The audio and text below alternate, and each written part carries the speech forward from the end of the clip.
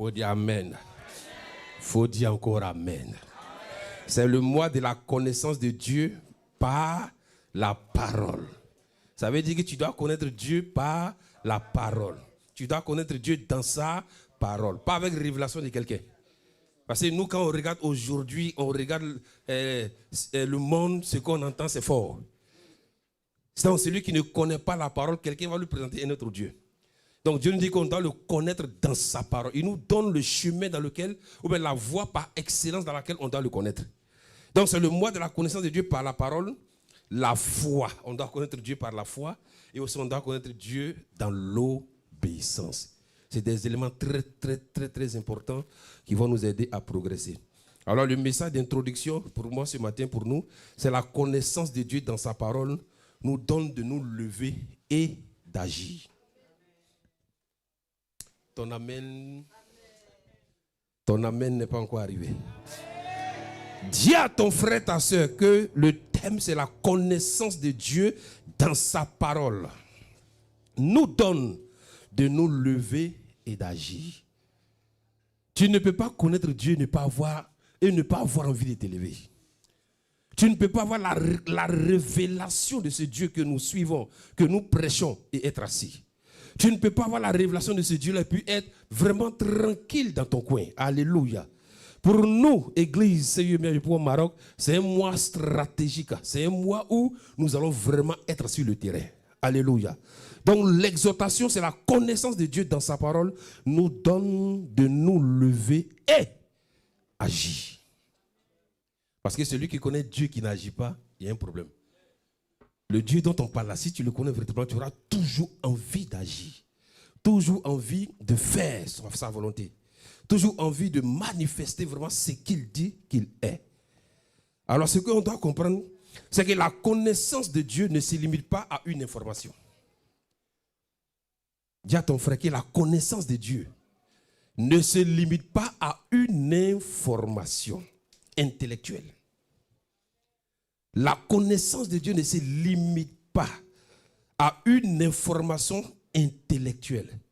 C'est pour ça que si quelqu'un veut peut-être te distraire, te dissuader avec une connaissance intellectuelle de peut-être d'un soi-disant Dieu qu'il connaît, toi, il faut être dans le repos. Parce que pour nous, les enfants de Dieu, la connaissance de Dieu ne se limite pas à une information intellectuelle. Mais elle est une révélation vivante qui transforme les cœurs. Alléluia. Donc si quelqu'un vient te dire qu'il lui connaît Dieu et que le Dieu dont il te présente n'a pas le pouvoir de transformer ton cœur, c'est que ce n'est pas de la même personne que nous parlons. Alléluia. Donc la connaissance de Dieu ne se limite pas à une information intellectuelle, mais pour nous, elle est une révélation vivante qui transforme le cœur, renouvelle l'esprit et nous pousse à l'action. Alléluia. Elle est une révélation vivante.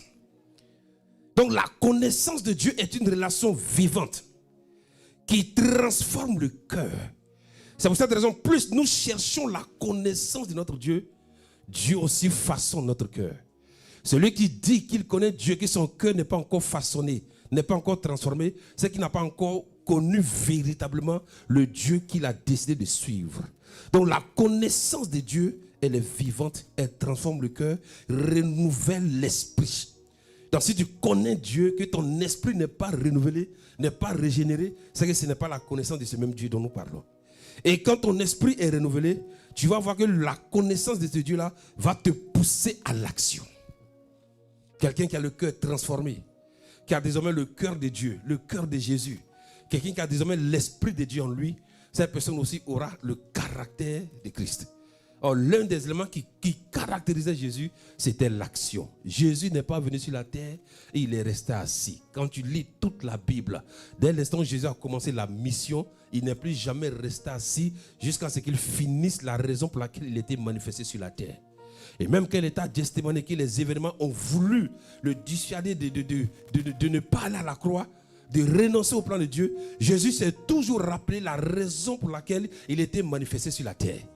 C'est pour dire que si tu ne sais pas pourquoi tu es là, pourquoi tu es présent, pourquoi tu es quelque part, pourquoi tu es dans un endroit, si tu n'as pas la connaissance de révélation de ta présence, tu vas voir que les gens vont t'intimider. Les paroles vont t'intimider. Les circonstances peuvent te détourner. Mais Jésus savait ce qu'il était venu faire sur la terre. Jésus savait qu'il était venu accomplir un plan parfait, une mission excellente, une mission glorieuse. Et même quand les situations sont arrivées, Jésus avait la possibilité de renoncer. Mais il a dit, je ne renoncerai pas. Parce que la raison pour laquelle je suis là, il faut que j'accomplisse le but. Et il a dit, Seigneur, la coupe là, si je dois la boire, si c'est le prix que je dois payer, si c'est la douleur que je dois porter, si c'est l'humiliation que je dois subir, je préfère, Seigneur, subir toutes ces choses-là, mais et accomplir ta volonté. Il est resté obéissant. Il dit non, si moi je suis là, c'est que c'est quelqu'un qui a voulu que je sois là. Dieu a voulu que je sois là. Dieu a voulu que je sois positionné. Donc je ne vais pas regarder Gethsémani. Je ne vais pas regarder la douleur, la méchanceté des hommes. Ceux que je suis venu sauver, c'est les mêmes qui disent non qu'à me tuer. Ceux que je suis venu aider, c'est les mêmes qui disent non qu'à me tuer. Comment des gens, c'est-à-dire vous êtes malade, on vous guérit. Vous avez faim, on vous nourrit. Vous avez soif, on fait tout. Et c'est les mêmes personnes qui disent non, crucifiez-le et libérez Barnabas. Le monde l'a ainsi fait. Donc ce n'est pas avec nous que ça a commencé. Ça a commencé avec Jésus. Mais Jésus a dit, pour rien au monde, je vais renoncer. Il dit, s'il faut que j'affronte ça, je vais affronter. Parce qu'il vaut mieux obéir à Dieu que d'être méprisé par les hommes, que d'obéir aux hommes, que d'être disqualifié par Dieu. Il dit, Seigneur, si je dois boire cette coupe, je vais la boire. Parce que je sais que c'est une coupe, en buvant, c'est un peu en mer. Vous savez, il y a des nourritures, souvent quand tu manges en mer, ou bien quand tu bois au début, c'est un peu bizarre. Mais après, ça te donne un goût, il y a un goût doux, ça dit qu'il est derrière. Donc la croix c'était en mer, mais à la fin c'était la gloire. Et il avait dit à cause de son obéissance, il est resté focus, il est resté obéissant à la parole, focus sur la mission. La Bible dit c'est à cause de cela que Dieu l'a souverainement élevé et lui a donné le nom qui est au-dessus de tous les noms. Jésus n'a pas reçu le nom au-dessus de tous les noms parce qu'il était fils de Dieu. Dieu ne l'a pas privilégié pour dire bon comme tu es mon fils, oh donc ne fais pas et je vais t'élever. Dis à ton frère Dieu n'est pas comme ça. Dis encore Dieu n'est pas comme ça. Il faut bien dire à ton frère, Dieu n'est pas comme ça. Dieu va beau t'aimer, mais Dieu n'a pas d'enfant préféré. Mais Dieu, il aime les enfants qui ont la foi. C'est la foi que Dieu regarde. C'est-à-dire, si un enfant a la foi, tu deviens le préféré de Dieu. Mais tu as dit, moi je suis l'enfant préféré de Dieu. Donc si Dieu dit faites, il dit je ne fais pas. Je suis son enfant préféré. Bon, moi je ne fais pas. Je ne fais pas. Et puis tu vas dire, bon, comme tu es mon enfant préféré, quand tu n'as pas fait, je te mets dans la gloire. S'il n'a pas épargné son propre fils, ce n'est pas toi qu'il va laisser. Pour qu'on se dise la vérité. Il a regardé Jésus. Est-ce que vous savez que c'était humiliant pour le ciel? Quand le ciel regarde ce que Jésus est en train de subir, les anges ont dit on ne peut pas regarder. Tous les 24,10 on ne peut pas regarder. Qu'est-ce qui s'est passé? Papa Dieu était obligé de couper toutes les caméras du ciel. Il y a eu l'obscurité parce que le ciel ne pouvait pas regarder. Et c'est avec ce job que Dieu a fait qu'on va s'amuser aujourd'hui. Cet excellent travail que Dieu a fait pour nous, on va s'amuser avec ça aujourd'hui. Il a coupé les caméras du ciel parce qu'il ne pouvait pas supporter. Jésus crie. Les gens disent, mais ah! Même à demander, les anges étaient prêts à intervenir. Il dit, je pouvais. J'avais la possibilité de demander, même une légion d'anges. Ils allaient venir. Mais il dit, à cause de toi, je vais aller jusqu'au bout. C'est à cause de toi, Jésus est allé jusqu'au bout. C'est à cause de ta vie, Jésus est allé jusqu'au bout. C'est à cause de ta joie que Jésus est allé jusqu'au bout. C'est à cause de ton bonheur que Jésus est allé jusqu'au bout. C'est à cause de ta délivrance que Jésus est allé jusqu'au bout. On a des hommes qui commencent avec nous, mais ils ne vont pas jusqu'au bout. On a des parents qui commencent un peu avec nous, on te soutient un peu avec l'argent pour la rentrée, mais ils ne vont pas jusqu'au bout. Des parents ont commencé, ils n'ont pas terminé, ils n'ont pas achevé. Des gens ont dit, bon, on va s'occuper de toi parce qu'il y avait le monde. Quand il y a le monde, on parle. Quand il y a la foule, on parle. Il y a des promesses qu'on fait quand il y a le monde. Mais en réalité, quand il n'y a pas de monde, c'est qu'on a dit. C'est comme si on n'a rien dit. Il y a des gens qui parlent sous l'onction. Sous effet de buzz. Bon, comme on est là, il faut que je parle. On voit le tonton gentil. Ah, tonton gentil, bon, comme papa n'est pas là, je prends la décision, je vais m'occuper de ma nièce. Quand le monde s'en va, la nièce va une fois, 2 fois, 3 fois, on ne décroche plus. Mais c'est à cause de toi et moi que Jésus est allé jusqu'au bout de sa mission. Il avait faim. La faim ne l'a pas arrêté. Il avait soif, mais quand il pensait à toi, quand il pensait à ce que le diable t'avait maintenu, non! Il faut que j'aille jusqu'au bout. Même quand les forces veulent lâcher, il dit non. J'ai un de mes fils qu'on appelle José que je dois récupérer parce que je vais faire telle ou telle chose. Et il dit pour cela, je ne renonce pas. Quand on le frappait avec le fouet sur lequel il y avait des pointes, il dit non, il y a un enfant qu'on appelle Daniel qui est quelque part à Corbeau dans le bois sacré que je dois sauver parce que 1er mars 2026, il faut qu'il se retrouve à Abidjan à Yopou en train de prêcher. Et il dit pour cela, je vais subir l'humiliation. Jésus a subi l'humiliation pour qu'aujourd'hui je sois honoré. C'est pour ça que je ne peux pas m'amuser avec ce qu'il me demande de faire. Quand tu ne sais pas d'où tu viens, tu peux te permettre de te comporter comme tu veux. Dire ce que tu veux, faire ce que tu veux. On est en groupe, mais on sera jugé de façon individuelle. Que ton onction de froideur ne m'atteigne pas. Mais si une onction doit quitter vers toi, venir vers moi, c'est une onction de feu et de puissance. Pas une onction qui va me donner d'être tiède, de renoncer aux choses de Dieu. Mais je veux une onction qui va me dire lève-toi, prends courage. Prends courage. Il était à Gethsémani, il a voulu abandonner. Il dit non, il y a tellement de personnes que je vais sauver, je ne peux pas abandonner. Tu étais sur la liste, j'étais sur la liste, nous étions tous sur la liste. C'est pour cette raison, on n'a pas le droit de jouer avec cette œuvre. Elle est trop vivante et puissante. Les gens peuvent la mépriser, mais nous on ne peut pas mépriser cette œuvre-là. Et Christ l'a achevée. Alléluia. Dis-moi, c'est pour moi qu'il a accepté d'aller jusqu'à la mort. Mais quand tu as cette pensée, mais qu'est-ce qui va te... C'est quoi les humains vont faire sur la terre qui va te décourager encore? Alléluia. Alléluia. Donc la révélation de la connaissance de Dieu nous donne d'avoir un cœur transformé, renouvelle notre esprit et nous pousse à l'action. Alléluia. Alléluia. Dis-moi la connaissance de Dieu. La connaissance de Dieu ne se limite pas à une information intellectuelle. Elle est une révélation vivante qui transforme le cœur, renouvelle l'esprit et pousse à l'action. Alléluia. Donc ce qu'il faut savoir, ce n'est pas le manque de ressources qui détruit.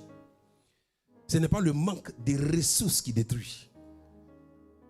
Ce n'est pas le manque d'argent qui détruit. Ce n'est pas le manque d'intelligence qui détruit. Mais la Bible nous dit que c'est le manque de la connaissance de Dieu qui nous détruit. Le manque de la connaissance de Dieu, c'est ce qui nous détruit dans ce monde. Et quand on parle de ce que le manque de la connaissance de Dieu nous détruit, c'est dans tous les domaines. Parce que la connaissance de Dieu, c'est dans tous les domaines. Ça veut dire que même dans le volet professionnel, si tu n'as pas la connaissance de Dieu, tu ne peux même pas progresser. Dans le plan des affaires, si tu n'as pas la connaissance de Dieu, tu ne peux pas progresser.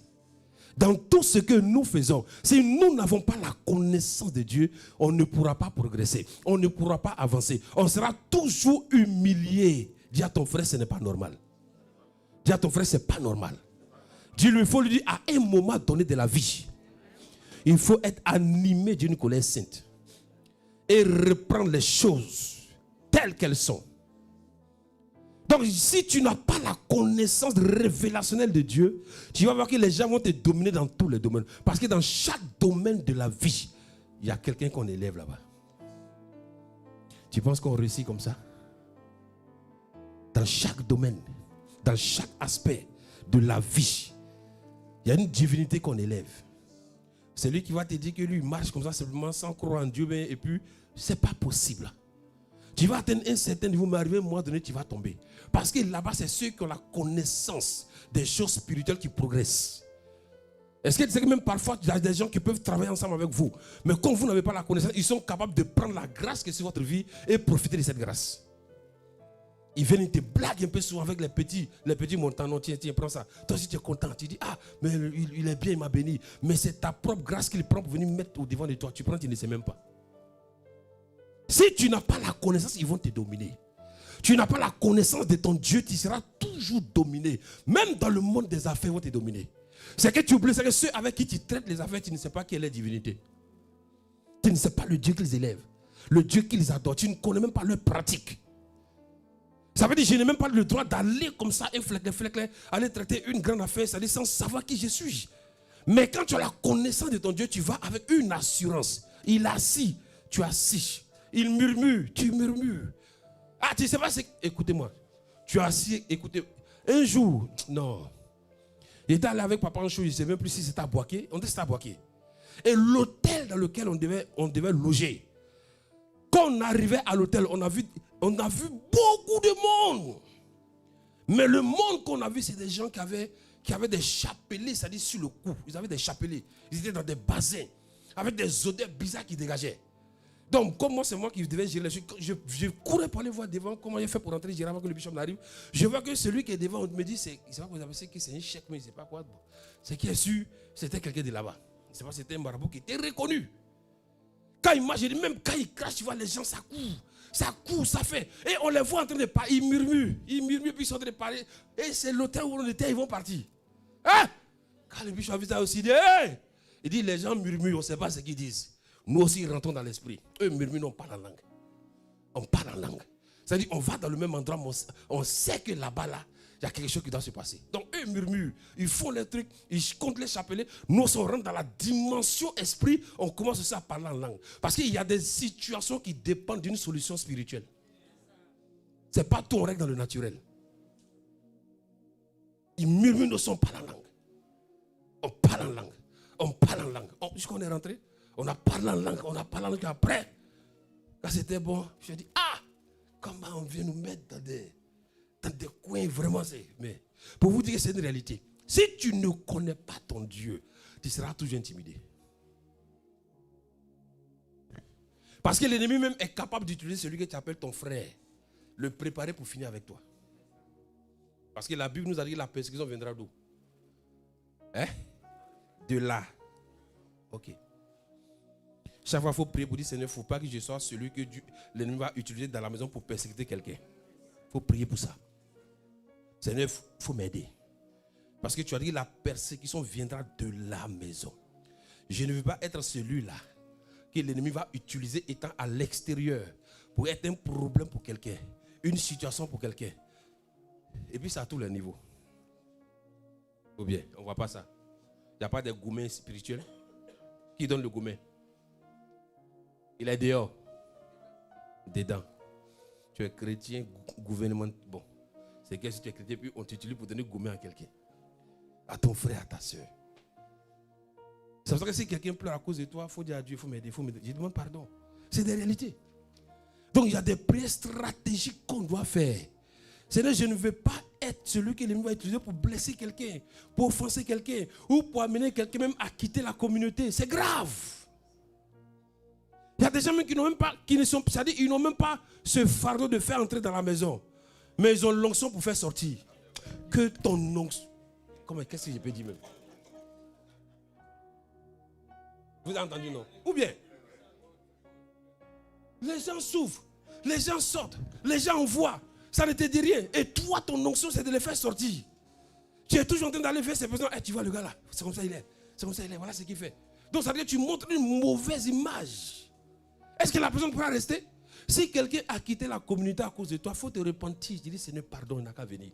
Parce qu'une âme que quelqu'un a souffert pour gagner, on ne joue pas avec ça. On ne badine pas avec ça. Et vous croyez que Dieu va nous regarder comme ça?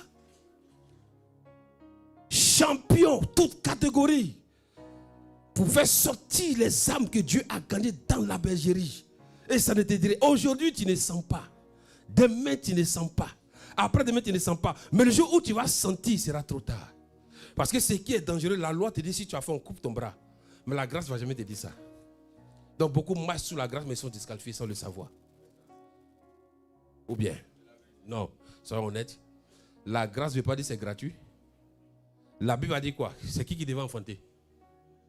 Qui devait enfanter? Répondez-moi, c'est qui enfantait? La grâce dit quoi? Qui devait enfanter? Donc ça veut dire que si tu veux être dans les conditions de la grâce, tu devais être quoi? Et donc si ça veut dire que si toi, tu n'es pas dans ce groupe-là, tu as ta savoir dire la grâce va aller te prendre. La grâce devait prendre qui? Donc la grâce aussi a besoin qu'on soit dans la condition aussi, parfois, pour se manifester.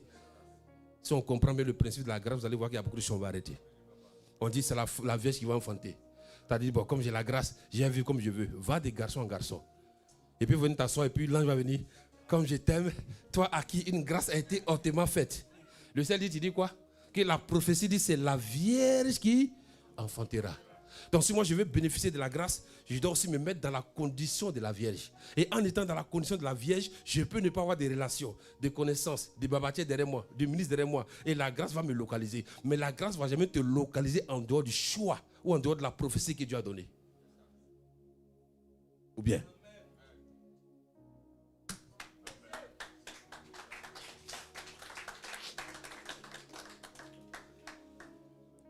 Donc faisons attention, les temps dans lesquels on est sont mauvais.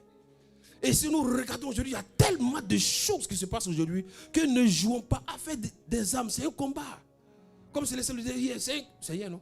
À la veille. Non, avant-hier. C'est un combat. Pour avoir une âme dans le royaume, où on est actuellement là. C'est pas du jeu. C'est un combat. D'abord, il y a un combat qui est mené avec ceux qui sont déjà dans la maison. Parce qu'eux-mêmes, Dieu veut qu'ils s'asseyent bien, ils ne sont pas encore bien assis. Donc il y a un combat qui est là. Ou bien, c'est facile. C'est quand tu penses que tu es bien assis que tu peux te permettre de faire ce que tu veux. Mais si tu es conscient que tu n'es pas bien assis, un jour, peut-être que Jésus, mais ce n'est pas s'il oublie, on prie en son temps. Et Dieu a donné une révélation. Il dit, le jour où je t'appelle, c'est que c'est celui-là qui a été élu. Mais tant que tu es sur la terre, que tu n'es pas encore appelé, que je ne t'ai pas encore appelé, fais attention. Il faut faire attention. Il faut veiller sur toi. Il faut veiller, fais attention. Mais le jour où je te prends, c'est parce que c'est parfait. Faisons attention et disons-nous la vérité. On est rentré dans un combat où actuellement c'est la guerre de la parole. Je vous dis la vérité. C'est la guerre des paroles. Ce n'est pas guerre des miracles. Non. Actuellement où on est là, ce n'est pas guerre des miracles. Ce n'est pas problème de miracles. Le diable veut nous distraire avec les miracles. Mais nous sommes dans une ère où c'est la guerre de la parole. Et ceux qui vont triompher, c'est ceux qui auront la connaissance de la parole. Parce qu'on se rend compte que les paroles sortent de nulle part. Mais le seul but, c'est de briser la foi de plusieurs. De briser la foi de plusieurs. Donc il y a des choses, on entend, tu te demandes, est-ce que c'est la même Bible que nous méditons? Est-ce que c'est la même Bible? Comme des personnes parfois qui rentrent en contact avec Josué, qui disent, non, c'est vrai qu'on dit on est libre, mais en tout cas, les histoires de sacrifice, des trucs sacrificiels, quand on fait ça marche. Un homme comme ça, tu vas beau lui parler. Il pense qu'il est libre, mais il est encore esclave de quelque chose. Donc beaucoup sont dans la maison de Dieu pensant qu'ils sont libres, mais esclaves de leurs pensées. Parce qu'ils n'acceptent pas la vérité aujourd'hui. Donc on est dans un combat de vérité, parole contre parole. Où Jésus dit, je t'ai libéré. Un autre groupe dit là-bas, non, c'est vrai que Jésus a fait, mais vous n'êtes pas encore libre. Vous n'êtes pas encore libre. Mais le maître te dit que tu es libre parce que j'ai accompli l'œuvre. Et toi, tu oses dire que tu es de Jésus. Et dire que ce que Jésus a dit, il n'a pas bien dit ou n'a pas compris. Comment quelqu'un qui te dit en vérité et en vérité. Ça veut dire que c'est la pure des vérités et il n'y a aucun mensonge dedans. Regardez, chaque fois qu'il parle en vérité et en vérité. Pour dire, je confirme ce que je dis. La parole elle était éprouvée dans le feu. Et parce que j'ai trouvé qu'elle est vraie, que je peux vous la donner. Et il parle avec assurance. Où les gens disent, ainsi dit le Seigneur. Lui dit en vérité et en vérité. Vous êtes libre en Christ.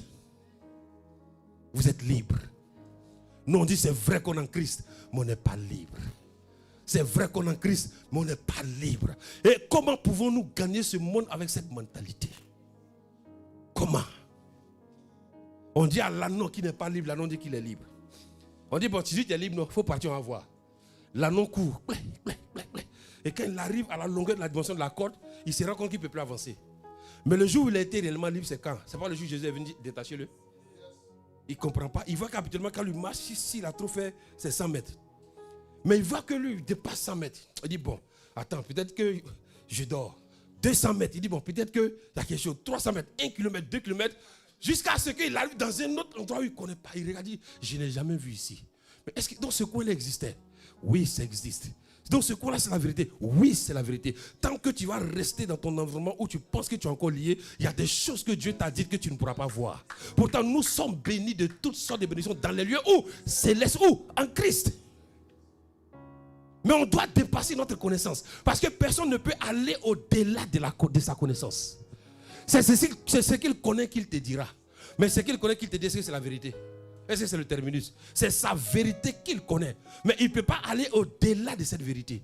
Donc si c'est une part de vérité que je connais, je ne dois pas l'imposer à celui qui est en face de moi comme c'est une vérité universelle.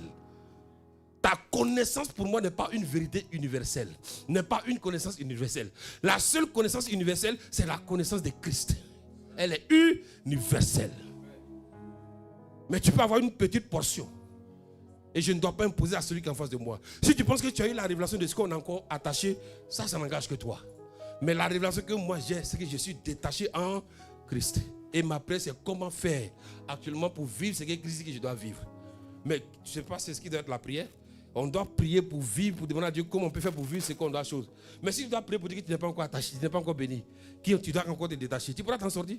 C'est ce qui fait parfois quand on ouvre les yeux, l'année est déjà finie. Tu dis, mais j'ai fait quoi?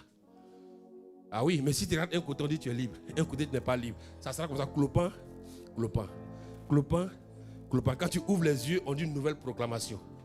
Tu es frustré. Je ne comprends pas. On dirait qu'il n'y a pas l'onction dans l'église. Il y a l'onction dans l'église. C'est ta connaissance qui délimite. Il n'y a aucune onction au-delà de la parole de Dieu. Aucune.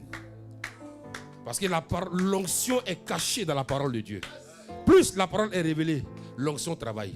Plus la parole est révélée, l'onction agit. Quand tu es affranchi par la connaissance de la vérité, tu es affranchi totalement. Mais si tu as la révélation d'être affranchi par l'onction, c'est bon, mais ce n'est pas arrivé.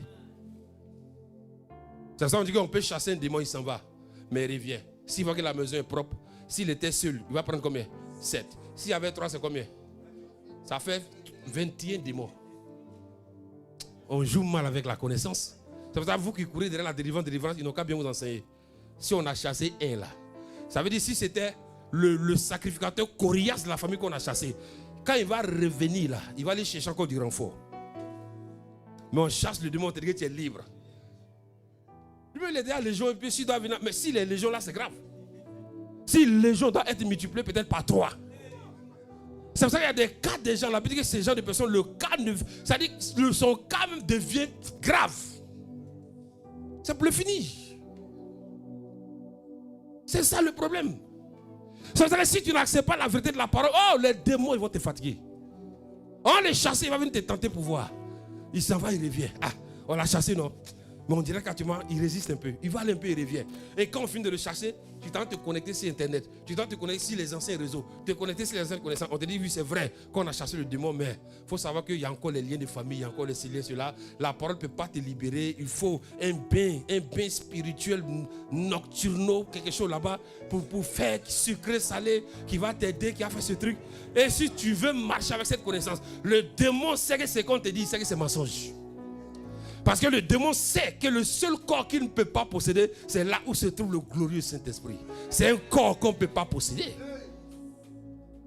Mais le Saint-Esprit est en accord avec la parole de Dieu. Ou bien, il est d'accord avec Dieu. C'est pour ça qu'on dit qu'il est venu nous convaincre. Mais lui, il dit en toi et puis il dit, oh, tu es libre. Et puis non, ta tête dit non, tu n'es pas libre. Il y a un conflit qui est là. Il y a un conflit qui est là. Il dit que nous qui sommes en Christ, les choses anciennes, elles sont terminées. Et que désormais, toutes choses sont devenues quoi? Nouvelles. Ça veut dire que le point de départ de la nouvelle connaissance, c'est la gloire.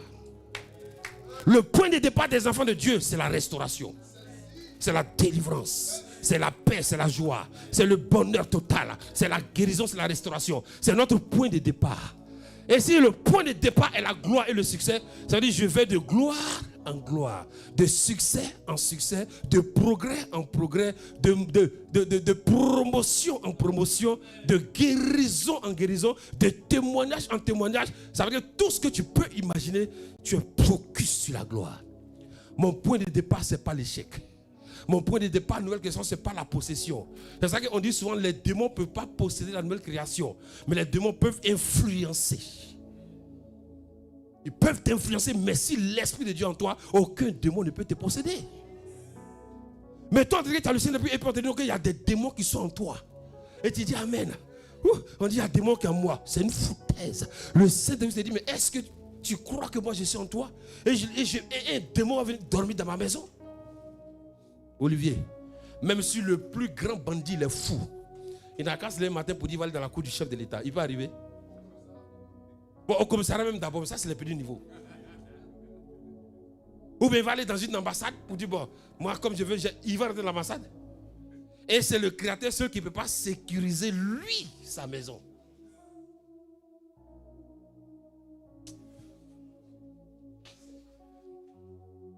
Ou bien, petit cortège passe, tu t'amuses, on t'allume.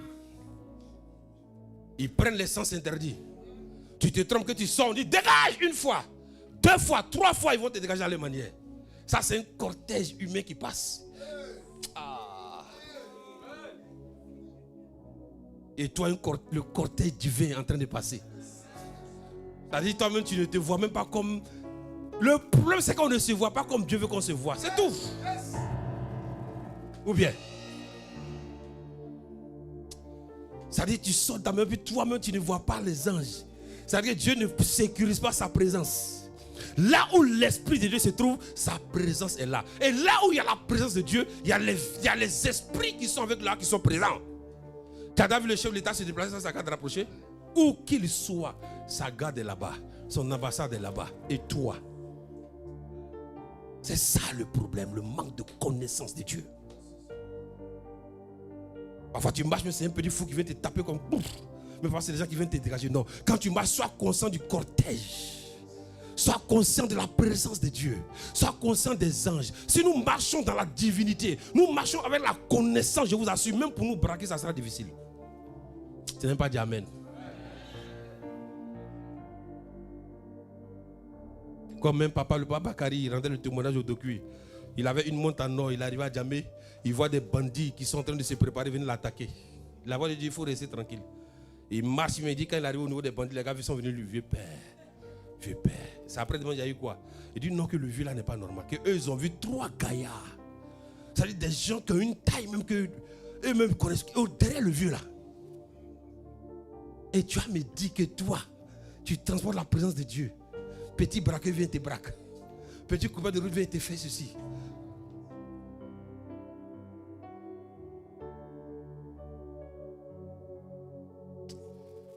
Et même je comprends même que les véhicules qu'on roule doivent même pas, ça peut même pas, ça peut être un problème d'entretien. Mais un problème bizarre pour surgir. Ah non, non, non, c'est des choses qu'on doit éviter, frère. On se voit comment? Comme Colombe qui est là-bas. Elle s'est débrouillée un peu. J'ai chanté. Ou bien comme Colombe qui transporte la présence de Dieu. De quoi sommes-nous conscients? La présence du Saint-Esprit qui est en nous. Où sommes-nous conscients des réalités? Est-ce que je suis conscient que mon corps là c'est le temple de Dieu? La Bible même te dit que c'est lui qui détruit ce corps là. Dieu dit va détruire la personne. Et la maladie ose détruire ton corps. Et l'Esprit de Dieu ne va pas réagir. C'est ton droit légal de rappeler à Dieu que ce corps là lui appartient. Et qu'il y a quelque chose qui s'appelle maladie qui veut détruire ce corps. Hey! Lui-même nous a dit que humainement parlant, si nous on détruit le corps, il nous détruit. Et il sait qu'il y a les ennemis de notre corps qu'on appelle maladie. Maladie incurable, maladie diabète, tension, tout ce qu'on sait. Il a pour lui à faire. Moi j'ai pour moi à faire. La maladie ça dépasse mon entendement. Ça ce n'est pas pour moi. Mais la maladie je mets ça dans lui sa dimension. S'il va lui-même se trahir en laissant la maladie détruire son corps, ça n'engage que lui. Mais moi je lui rappelle qu'il a dit que celui qui détruit ce corps, il détruira cette personne. C'est pour cette raison aucune maladie n'a ce droit-là. Et Dieu nous a dit qu'il veille sur sa parole pour faire quoi? Pour l'accomplir. Ça veut dire même avant que tu ne quittes la terre, même la parole de Dieu va dire à Dieu, hey, c'est que tu as dit, on n'a même pas encore commencé. Et puis tu veux l'enlever. On dirait que tu n'as pas compris. Il te dit qu'il veille sur sa parole. En temps, il y a des promesses qu'il t'a faites. Tu n'as même pas encore vu même le commencement de ces promesses. Et quelque chose va t'arriver. C'est même pas toi qui as prié pour ça. C'est la parole qui va aller se prosterner devant ce Dieu pour dire hey, tu as dit que voilà ce que tu veux faire. Mais on n'a même pas encore commencé. Si on ne fait pas, ils vont te traiter de menteur. Quand tu as la connaissance, ta mentalité change. Tu ne pries plus comme les autres. Tu ne parles plus comme les autres. Tu ne raisonnes plus comme les autres. C'est-à-dire que tu agis de façon simple, mais puissant et efficace. Est-ce que c'est moi qui j'ai parlé? Non. C'est toi qui as dit. Moi j'ai dit que oui à ce que tu as dit. Je ne ferai pas à la place de Dieu ce que Dieu est censé faire. Dieu aussi ne fera pas à ma place ce que lui, Dieu, il est censé faire. Chacun fait pour lui. Moi, je lui donne ma foi. J'oriente ma foi. Je lui dis que je crois en lui. Je crois en sa parole. Je lui dis que je suis son fils. Mais l'autre chose que lui peut faire, c'est lui qui a le pouvoir de le faire. Je n'ai pas le pouvoir de me guérir, mais c'est lui qui m'a guéri par ses maîtresses. Je n'ai pas le pouvoir de me guérir, mais c'est lui qui m'a guéri par ses maîtresses. Je n'ai pas le pouvoir de devenir quelqu'un dans la nation, mais c'est lui qui m'a rendu quelqu'un dans cette nation-là. C'est lui. Si tu vas quelque part qu'on ne te reçoit pas, tu es parti seul. Non, si tu vas avec celui qui t'a envoyé, quand on voit celui qui t'a envoyé, ah non, avant que tu n'arrives, on te donne la place d'honneur. Quels sont les endroits où on est parti de nous-mêmes? Nos capacités, notre connaissance. Les autres vont avec des recommandations. On dit qu'il a recommandé, c'est le ministre de l'économie. Qui l'a recommandé, c'est son ami d'enfance qui l'a recommandé. Et comme il y avait des liens, comme on m'a recommandé, donc on va te prendre. Toi, tu vas en tant que qui? Qui t'a recommandé? Ne va jamais seul quelque part. Dis Seigneur, on s'en va. On s'en va. Seigneur, on ne m'a pas convoqué à un entretien, mais on nous a convoqué à un entretien. Et je verrai qui va te refuser ce poste. Parce que si quelqu'un veut te refuser, tu vas même donner des personnes à ma place. Si c'est ce RH qui ne veut pas mon dossier, c'est qu'ils vont l'affecter même avant la fin de la semaine. On s'amuse avec ce qu'on a entre la main. On subit. Ou bien.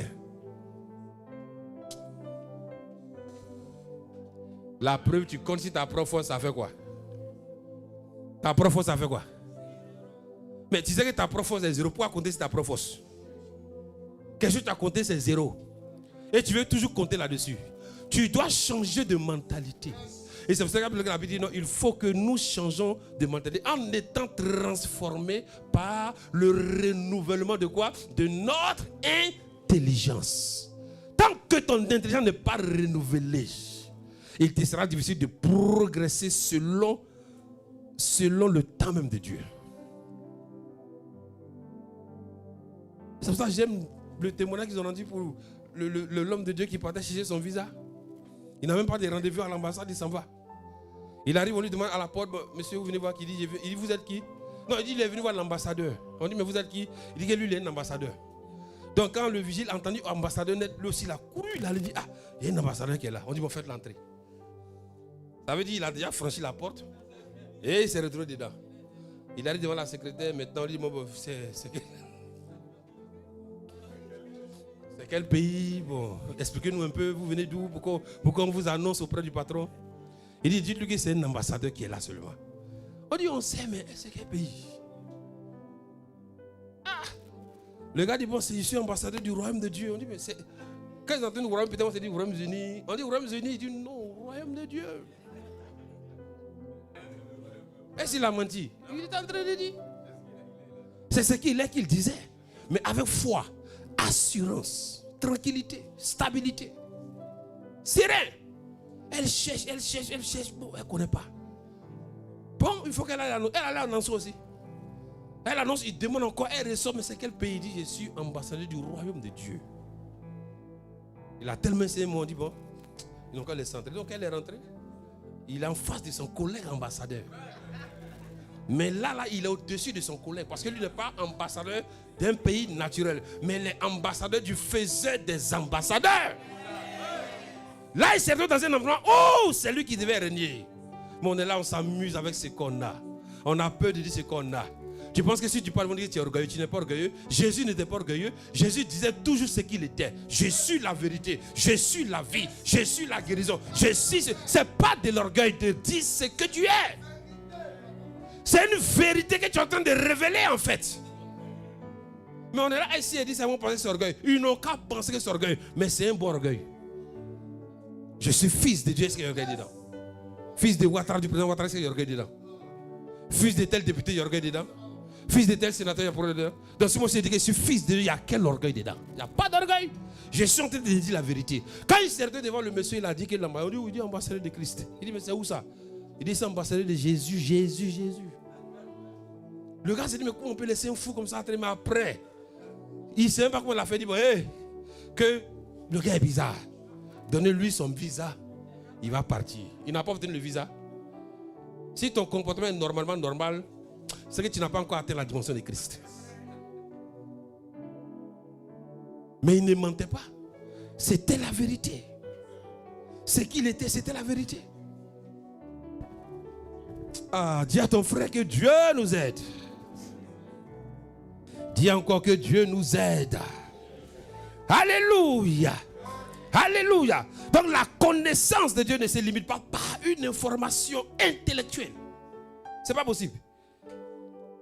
Elle est une révélation vivante qui transforme le cœur. J'aime tellement ça. Renouvelle l'esprit et nous pousse à l'action.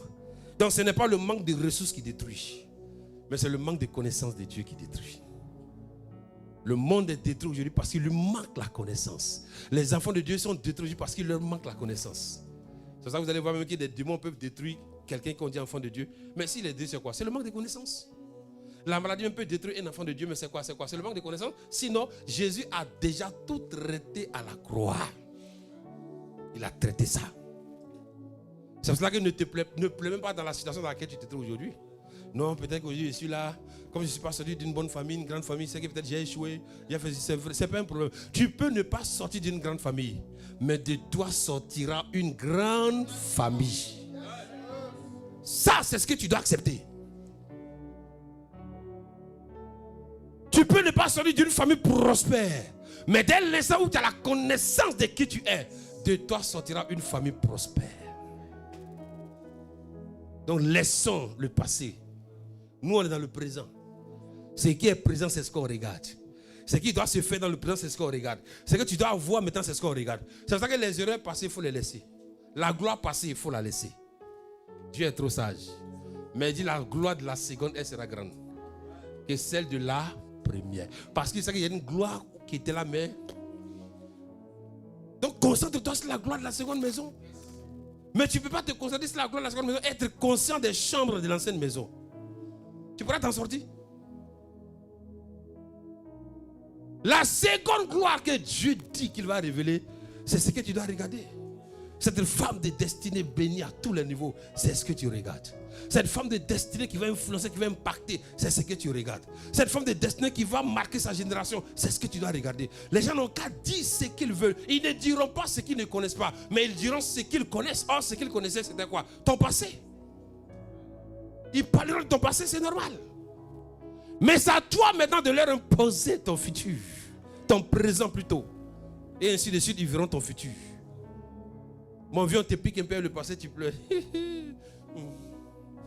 Pique-moi le passé. Où tu as piqué là, c'est anesthésié. Est-ce que quand c'est anesthésié, on ressent la douleur?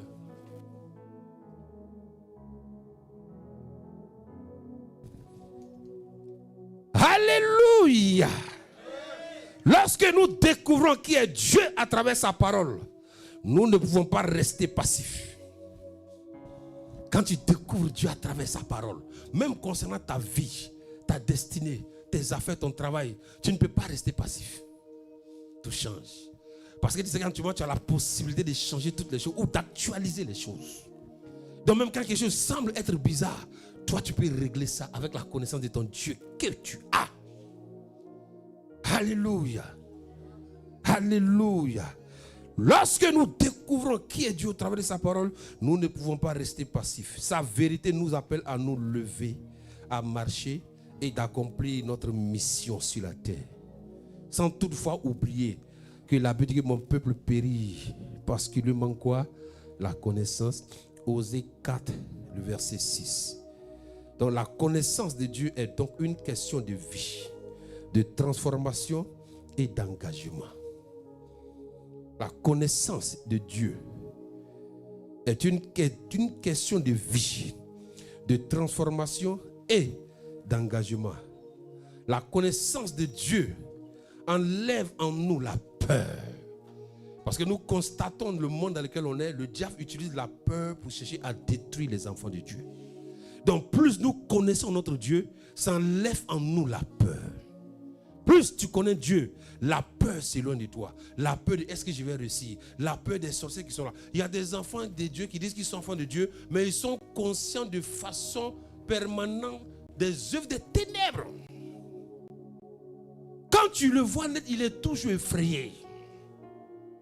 Non, les sorciers m'ont poursuivi, les sorciers en veulent ma vie, les sorciers veulent me détruire, les sorciers veulent ceci. C'est qui n'est pas conscient du Dieu qu'il suit, c'est qui n'a pas la connaissance de ce Dieu-là. Donc quelqu'un qui est normalement normal, c'est-à-dire qui a la connaissance de son Dieu, ne peut même pas s'inquiéter des sorciers. Mais c'est dommage aujourd'hui, dommage. Où à 90%, c'est-à-dire les enfants de Dieu, eux, ils veillent la nuit à cause de la peur. Et dis à ton frère, c'est une foutaise. Toi, tu es enfant de Dieu. C'est-à-dire tes nuits sont troublées. Et puis le sorcier lui dort tranquille là-bas. Et tu es perturbé toute l'année. Tu es troublé toute la nuit. Enfant de Dieu, réveillons-nous. Réveillons-nous. La connaissance de Dieu enlève en nous la peur. Si tu dis que tu connais Dieu et la peur est constante dans ton cœur, c'est qu'il y a un problème. Si tu dis que tu as la connaissance de Dieu véritablement et qu'il y a toujours le doute dans ton cœur concernant ta vie, ta destinée, c'est que tu ne le connais pas en partie. Cherche à le connaître davantage. Parce que dès l'instant où tu as la connaissance de ce Dieu-là, la peur quitte ton cœur. Mais les enfants de Dieu aujourd'hui sont sous pression, la peur. On dit c'est ça là qui a tué mon papa. On dirait c'est en train de faire façon là. On dit c'est ça là qui est ici ceci. C'est en train de faire façon là. On dit ça là. Il y a telle personne qui avait ça. Donc les gens vivent constamment dans la peur. Dis à ton frère c'est pas normal. Dis encore c'est pas normal. Dis encore c'est pas normal. Il faut que cette peur là quitte ton cœur.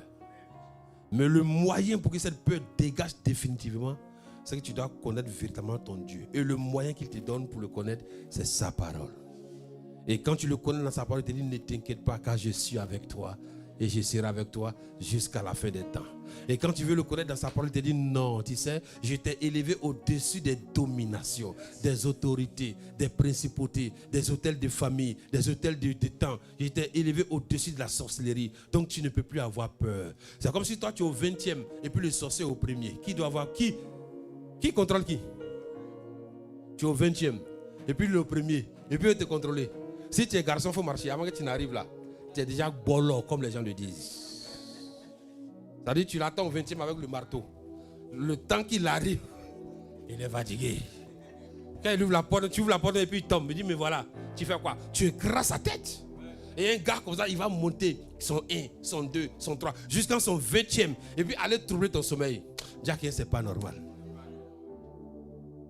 Dis encore, c'est pas normal. Dis encore, c'est pas normal. Nous sommes au-dessus de toutes les dominations. Il nous a élevés au-dessus de toutes les dominations. C'est quoi? C'est toutes les dominations. Tout, c'est tout. Donc si tu es au-dessus de tout ça, c'est toi qui contrôles désormais. Donc désormais, quand tu as la connaissance de Dieu, tu deviens celui qui détient la puissance pour contrôler l'arme nucléaire. Quelle que soit l'arme qu'on va dire, c'est toi qui as la clé en main. La mallette pour déclencher, tu as ça en main. Si quelqu'un s'amuse, tu déclenches. Mais tu es au 20e et tu as peur du gars qui est en bas. Lui-même, il est inquiet, il ne sait pas ce qui se passe en haut. Et toi, tu as peur de lui. On peut s'en sortir. Alléluia. Amen.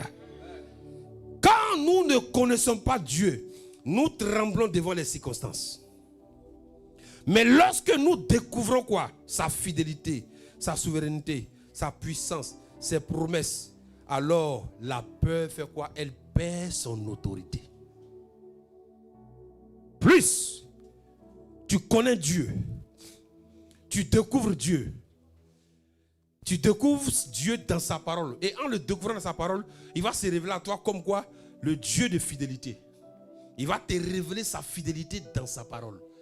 Il va te révéler quoi? Sa souveraineté dans sa parole. Il va te révéler quoi? Sa puissance dans sa parole. Il va te révéler quoi? Ses promesses dans sa parole. Et donc quand tu as la connaissance de toutes ces choses-là, en ce moment-là, la peur va perdre son autorité. Donc si tu veux que la peur perde son autorité dans ta vie, il faut connaître Dieu dans sa parole. C'est Dieu fidèle, puissant, qui a fait des promesses. Quand tu vois toutes ces choses-là, l'assurance vient dans ton cœur et la peur fait quoi? La peur disparaît. Les deux ne peuvent pas se retrouver en toi. Il y a un qui doit disparaître, mais c'est la peur qui doit disparaître. Il faut dire Amen. Il faut dire encore Amen. Il me reste 2 minutes pour terminer, ce n'est pas grave. Alléluia. David a pu affronter Goliath, non pas parce que David était fort. David n'a pas affronté Goliath parce qu'il était fort. David n'a pas affronté Goliath parce qu'il avait la même taille que Goliath. David n'a pas affronté Goliath parce qu'il avait une capacité, une force en lui. Non. Mais parce qu'il avait la connaissance de son Dieu. Donc c'est la connaissance de son Dieu qui l'a mené à triompher de Goliath. C'est pour ça que quand Goliath venait contre lui avec sa lance et le javelot, il a dit quoi? Il dit, toi Goliath, tu viens avec moi avec les armes que tu connais. Ta lance, ton javelot. Il dit, mais moi David, je ne viens pas contre toi avec la force que j'ai, parce que je n'ai pas de force. Mais je viens contre toi avec la connaissance de mon Dieu.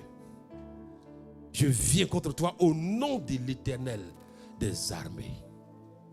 Donc il n'a pas confronté Goliath avec sa capacité, mais il a confronté Goliath avec la connaissance de la parole de son Dieu.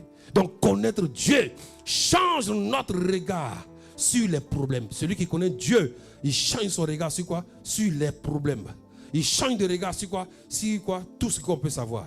Les difficultés ne disparaissent pas quand tu connais Dieu, mais elles deviennent petites devant la grandeur de ton Dieu. Quand tu connais Dieu, c'est pas que les difficultés vont disparaître, c'est pas que les problèmes vont disparaître, c'est pas que les choses vont disparaître. Non, mais ces choses-là deviennent petites devant la grandeur de ton Dieu. Ah, que Dieu nous aide. Que Dieu nous aide. Comme j'ai dit, je vais arrêter. C'est vrai. Il est l'heure, il est 11h25. Je vais stopper là. Mais là, c'est puissant. Quand tu connais Dieu, les problèmes ne disparaissent pas. Donc si les gens te disent que quand tu es en Christ, les problèmes, tu n'auras pas de problème, ils t'ont menti. Au contraire, quand tu es en Christ, les problèmes vont se multiplier.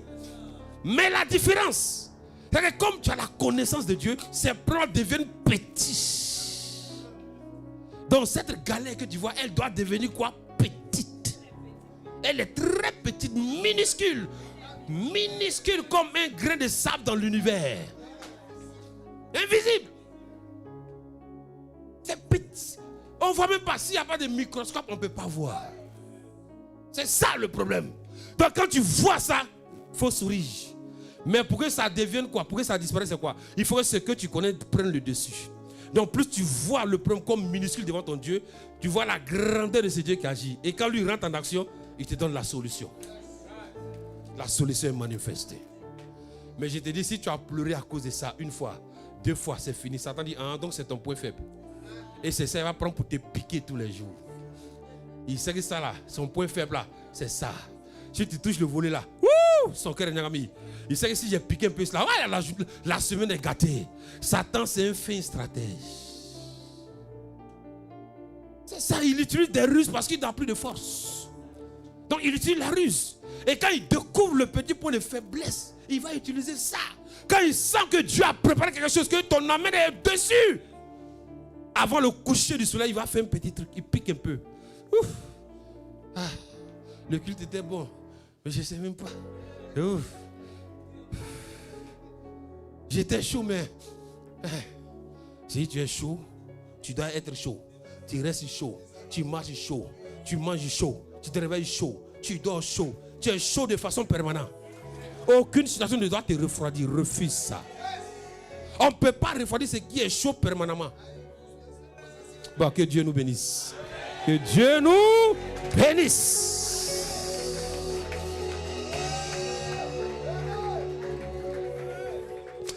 Si tu sais, écoutez-moi. Regarde celui qui a côté de pays, il faut te dire, hey, si toi et moi on sait qui nous sommes, rien ne va nous arrêter. Rien. Rien ne peut nous arrêter. Et cette année 2026, rien ne nous arrêtera. Rien. Parce que nous, on n'a pas les yeux derrière pour voir ce qui est derrière. Mais on a les yeux pour voir devant ce qui est devant. Donc si toi tu vois ce qui est derrière, moi je vois ce qui est devant. Ou bien, il y a une onction cette année. Je vais demander à la mère de venir bénir le Seigneur. Elle n'a qu'à venir. Il y a une onction que je vois. Je ne sais pas comment vous dire ça, c'est trop fort. Refusez de vous voir, non. Imposez les gens à vous voir tel que vous-même vous vous voyez. C'est ça. Tu te vois comme une sauterelle, ça n'engage que toi. Tu vois ton ennemi comme un géant, ça n'engage que toi. David lui décide. Le peuple voyait Goliath comme un géant. David dit, moi je le vois comme un oiseau. C'est resté ici pour qui? Il y a vision et il y a vision. C'est vrai que la photocopie peut être en couleur. La photocopie peut être en couleur, mais ce n'est pas l'original. La poule ressemble à l'aigle, mais la poule ne s'envole pas. Bon, que Dieu nous bénisse.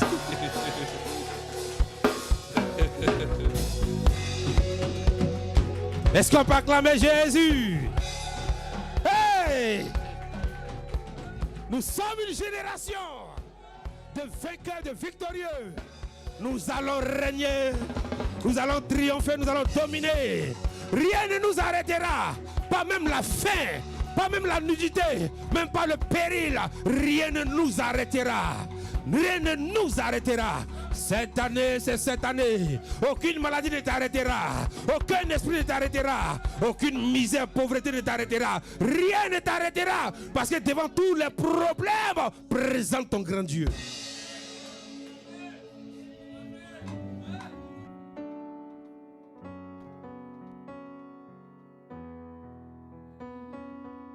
Nous sommes une génération choisie, appelée pour montrer son excellence. Tout ce dont j'ai besoin, Dieu me l'a donné, car je sais qui je suis. Nous sommes une génération choisie.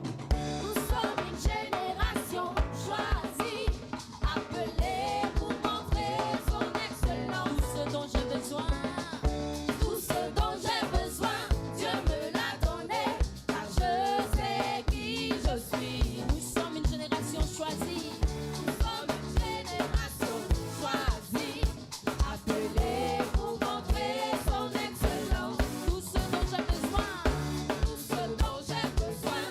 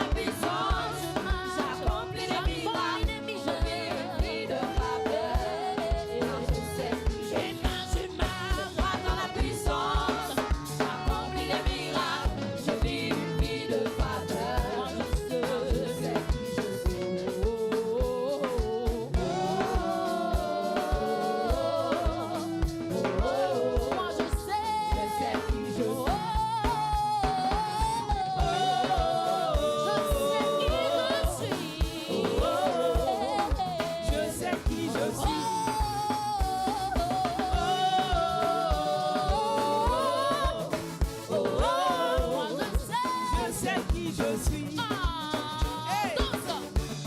Si tu connais ton identité d'enfant de Dieu, alors proclame-le. Ah, hey.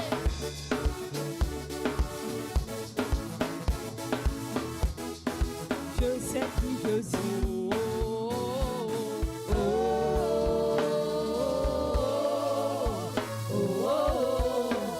Je sais qui je suis.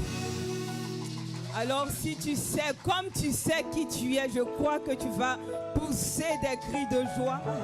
Ton acclamation va atteindre un niveau exponentiel parce que tu sais. Alléluia. Ah, dis avec moi, waouh. Waouh. Ce matin, j'ai été encore renouvelé. J'ai été encore renouvelé. Dieu a ajouté encore à ma compréhension. Alléluia. Alors, est-ce que tu peux acclamer le Seigneur? Et on va prier. Amen. Alors, je suis venu avec mon cahier parce que j'ai noté la phrase du Père. Alléluia. Il a dit la connaissance de Dieu ne se limite pas à une information intellectuelle, mais pour toi et pour moi, c'est une révélation vivante qui transforme les cœurs. Mais non seulement ça, elle renouvelle encore l'esprit et puis elle pousse à l'action. Dis pousse à l'action. Pousse à l'action. Alors ce matin, je vois une dimension changer au nom de Jésus.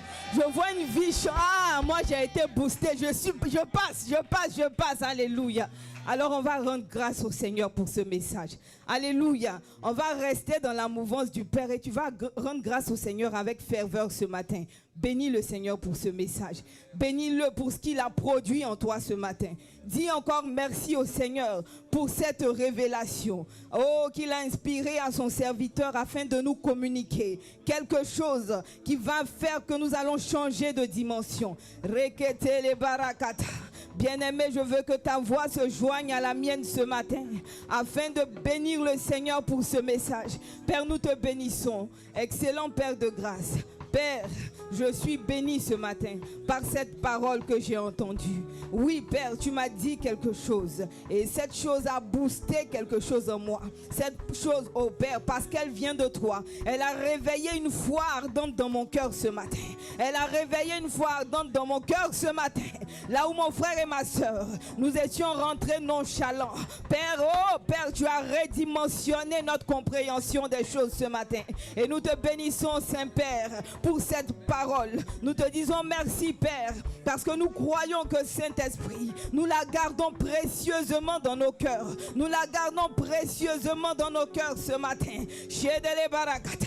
Et elle produit des fruits. Parce que toute parole qui sort de toi produit quelque chose. Produit de bons fruits. Alors ce matin, nous déclarons que Père, cette parole produit en nous les fruits de la vie. Les fruits de la victoire au nom de Jésus. Reketele barakata. Rakatobo soto. Père, nous te disons merci. Merci. Merci. Au nom de... Alors la Bible dit dans le livre de Psaume 119, le verset 30 que nous connaissons tous. La Bible dit que la révélation de ta parole, elle fait quoi? Et elle donne de l'intelligence au plus simple. Alors ce matin, déclare encore que tu as été éclairé quelque part. Tu vas déclarer que tu as été... Parle avec moi s'il te plaît. Dis Seigneur merci parce que ce matin tu as éclairé ma vie. Il y a un domaine de ma vie où il y avait un semblant d'obscurité. Et ce matin Père, ta révélation m'a éclairé. Elle m'a donné de l'intelligence dans ce domaine éternel. Là où je croyais que quelque chose était fini. Là où je croyais que les choses étaient anéanties à un certain moment.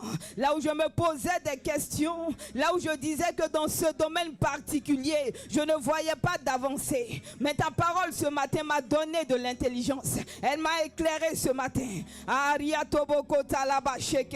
Je veux t'entendre parler ce matin. Dis au Seigneur le domaine dans lequel tu as été éclairé ce matin. Parce que c'est toi seul qui le connais. C'est toi seul qui le sais. Père, merci. Merci Saint-Esprit. Parce que ce matin, tu m'as apporté un éclairage dans ma vie, Saint-Esprit. dans les niveaux de ma vie que toi-même connais ce matin. Merci Saint-Esprit, parce que tu as changé ma révélation à ce niveau. Parce que Père, lorsque la révélation est changée, aussi le langage change, la posture change, la manière d'agir change. Et ce matin, je déclare que Père, mon langage a changé, mon langage a changé, mon langage a changé, ma posture, ma manière de me tenir. Oh, cet esprit, ce matin, je marche avec assurance, je marche avec assurance, parce que par ta parole qui a été donnée ce matin, je sais assurément qui je suis. Je suis une représentation divine, j'ai été manifesté. La Bible dit que je suis ton empreinte visible sur la terre, et je déclare que Père, par ta parole, je le suis. Non seulement je le sais, mais je le vis avec foi ce matin. Au nom de Jésus, au nom de Jésus, au nom de Jésus, et nous répondons ensemble Amen. Et le dernier sujet, nous le connaissons. La Bible dit dans Daniel 11, le verset 32. Qu'est-ce qu'il dit là-bas? Je pense que quelqu'un va me donner sans qu'on affiche. On ne va pas afficher d'abord. Mais je sais que tu connais. Je sais que tu connais. Mais tu as besoin d'être. Alléluia.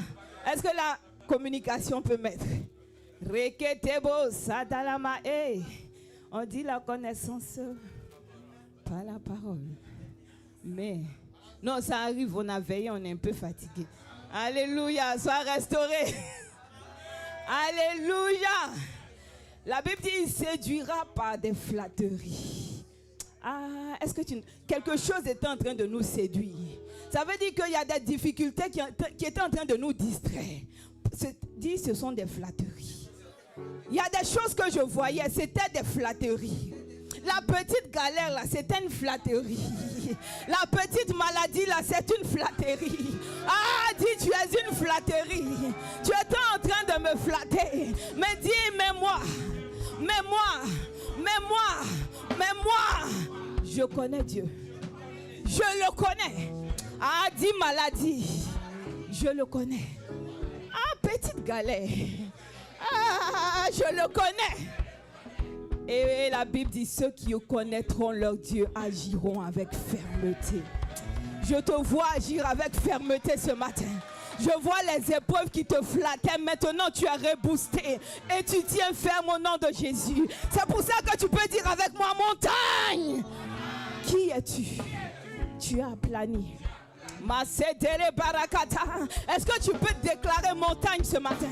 Montagne de ma vie, montagne de ma vie, montagne de ma maison, montagne de mes enfants, montagne de mon travail. Où are-you? Tu es qui? Et tu as aplani ce matin parce que je connais mon Dieu et que j'agis avec fermeté. Déclare cela ce matin. Déclare que tu n'es plus courbé devant les événements. Déclare que la maladie qui était en train de changer ton langage, ce matin, tu agis avec fermeté. Déclare maintenant que cette oppression qui tenait ta vie et qui faisait que tu n'avais plus d'espoir, maintenant dis-lui qui es-tu? Je te vois être en train d'aplanir parce que je marche avec fermeté. Je veux voir quelqu'un relever la tête. Ce matin, ton Dieu change ta dimension. Ton Dieu change ta dimension. Il a changé ta dimension. Et je te vois marcher avec fermeté. Maladie, tu n'as pas de pouvoir. Tu n'as pas de pouvoir. Tu as fait que j'ai commencé à marcher courbé, comme la femme qui avait la perte de sang. Mais ce matin, je déclare, au contact de Jésus, quelque chose s'est passé dans ma vie. Au contact de Jésus, quelque chose s'est passé dans ma vie. Au nom de Jésus, au nom de Jésus, au nom de Jésus, on ne me considérait pas, on me définissait par mes biens, alors que je possède au-delà des biens, parce que les biens matériels ne sont rien, mais la présence de Christ est tout en moi. Alors je relève la tête ce matin et je marche avec fermeté. Dis, je marche avec fermeté. Je marche avec fermeté aujourd'hui et toujours au nom de Jésus. Est-ce que tu peux acclamer le Seigneur? Merci Jésus. Merci Jésus. Merci Jésus. Amen. Acclame le Seigneur pour ta victoire. Amen. On acclame Jésus. Notre mois de mars est béni au nom de Jésus. Le mois de mars est prospère au nom de Jésus. Le mois de mars est un mois de bénédiction au nom de Jésus. Un mois de grâce au nom de Jésus. Un mois de faveur au nom de Jésus. Un mois d'exaucement au nom de Jésus. Un mois d'opportunité au nom de Jésus. Un mois excellent au nom de Jésus. Je prophétise que chacun d'entre vous rentre dans sa destinée au nom de Jésus. Je déclare que le mois de mars pour toi est un mois d'exaucement dans le nom de Jésus. Je déclare que le mois de mars est pour toi une saison nouvelle qui commence au nom de Jésus.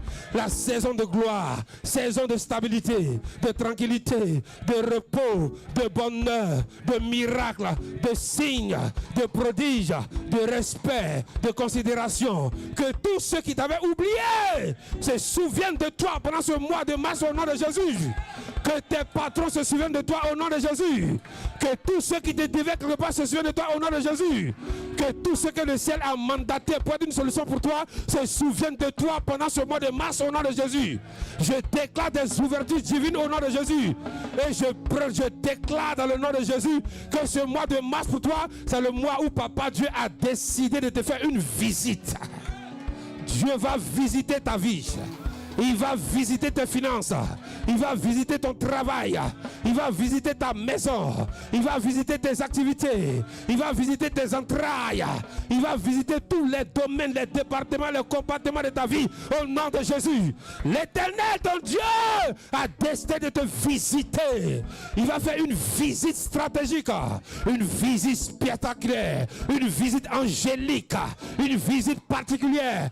Au nom de Jésus. Je déclare que ce mois de mars pour toi est le mois où tu vas sourire, où tu vas danser, tu vas danser, tu vas danser, tu vas danser, tu vas danser, tu vas danser, tu vas danser, tu vas danser, tu vas danser, tu vas sauter, tu vas témoigner, tu vas glorifier. Ah! Hey! Tu vas danser.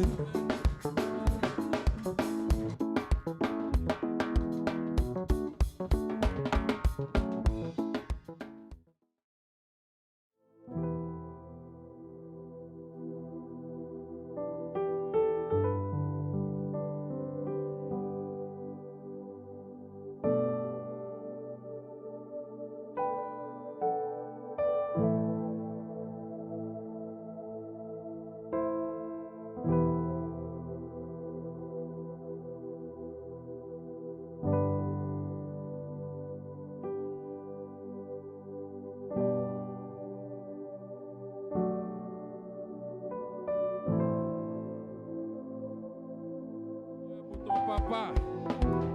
Alléluia. Acclame le Seigneur pour ta maman. Acclame le Seigneur pour ta maman. Oui, Raiboso, Rakete, Leboso, Koto. Alléluia. Alléluia. On dit nos parents font leur part. Alléluia. Ils font leur part. C'est à nous maintenant de pouvoir bien manger et de digérer ces différents mets-là, ces excellents mets-là. Alléluia. Est-ce que tu peux t'acclamer toi-même?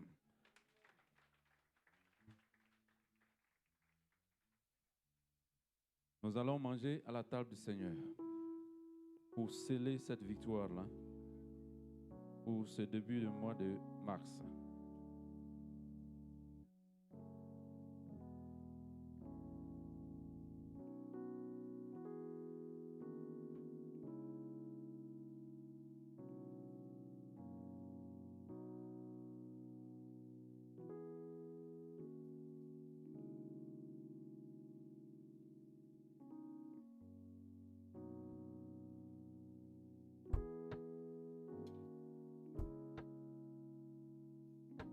Alléluia. Est-ce qu'on peut afficher 1 Corinthiens 11 à partir du verset 23 à 26?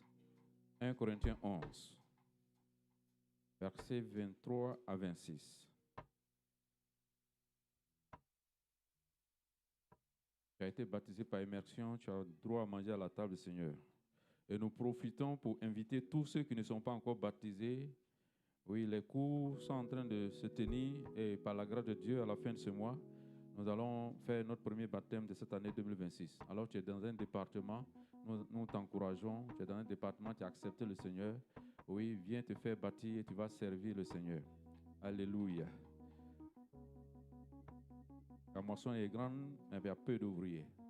Fais de toi un bon ouvrier, un bon serviteur de ton Père. Alléluia.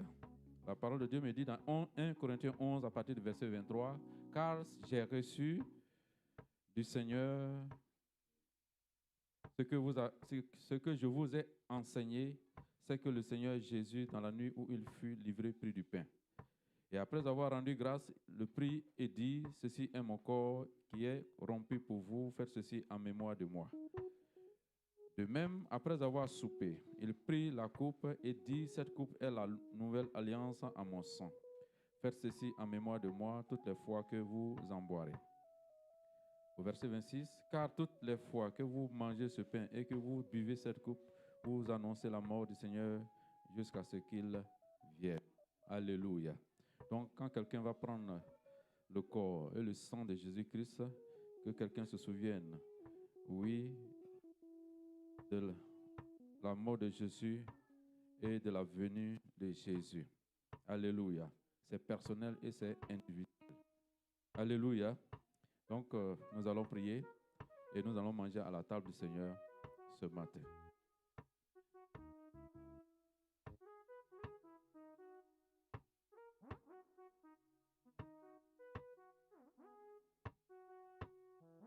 Il dit de manger à sa table en sa mémoire et de boire aussi cette coupe aussi en sa mémoire. Père, nous bénissons ton Saint-Nom ce matin. Nous te rendons infiniment grâce. Rends grâce parce que tu t'es donné volontairement pour moi et pour mon frère et pour ma soeur, afin que, Seigneur, nous puissions, Seigneur, vivre sur cette terre pleinement dans la victoire. Oui, tu as déjà tout accompli pour nous, et c'est à nous de mettre en pratique et de reconnaître notre identité en Christ et de manifester ce que tu nous as donné. Nous bénissons ton Saint-Nom pour ton corps ce matin et pour ton sang ce matin, Seigneur.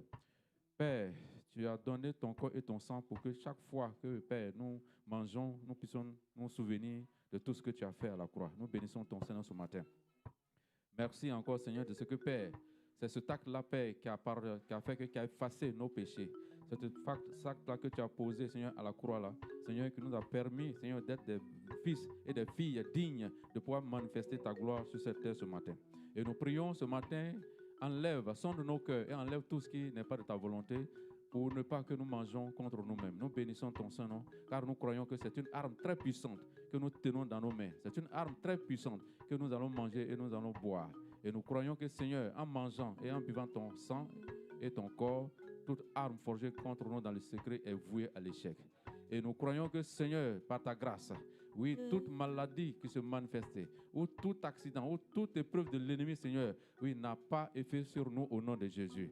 Nous bénissons ton Saint-Nom, Seigneur, pour la victoire que nous allons manifester à travers ton corps, car ton corps et ton sang sont des médicaments spirituels qui viennent nous donner encore la victoire chaque jour que tu fais. Nous bénissons ton Saint-Nom. C'est au nom de Jésus que nous avons prié et nous disons tous Amen. Amen. Amen. Le sang de Jésus est un sang puissant. Le sang puissant est celui cité. Le sang de Jésus est un sang puissant. Le sang puissant est celui cité. Le sang dont le diable a peur. Quand on l'asperge, toute chose se calme. Le sang dont le diable a peur. Quand on l'asperge,